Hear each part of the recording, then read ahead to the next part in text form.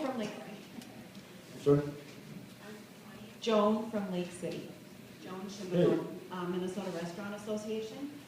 First, I'd like to congratulate you on your grandson. I'm sure you're enjoying him very much. Governor Dayton, there has been a lot of talk about raising the minimum wage in Minnesota. I operate the Chickadee Cottage Cafe with my husband Ron in Lake City. A minimum wage increase would hit us particularly hard and force us to give raises to our highest paid employees at the expense of other staff.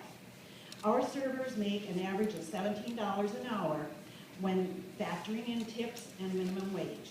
Restaurant owners across Minnesota have developed a reasonable, workable solution that says if a tipped employee makes at least $12 an hour for a given pay period, when adding together tips and the $7.25 minimum wage, they would continue to be paid the current minimum wage. If the server made less than $12 an hour, they would be paid the new minimum wage, and of course, they would get their tips. I have a signed petition here of 100% of the 14 bars and restaurants in Lake City that have supported this proposal. And my question is this, would it be something you would support? Well, I have two sons who own and operate a restaurant and a bar in Minneapolis, so I can assure you I've been hearing about this on a consistent basis. And, you know, that is, I support a higher minimum wage because we want work and pay. We want to incentivize people to seek work. We want one person working full-time to be able to make enough money, in my view, to get the family starting out of poverty, and then with more experience and training to be able to achieve the American dream.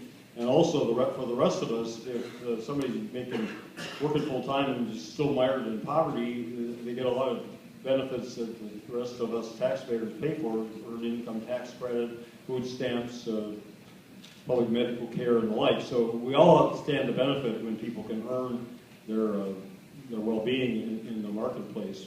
Restaurants is a unique situation, and I'm been talking behind the scenes with legislators and others involved to see if we can find some reasonable accommodation there.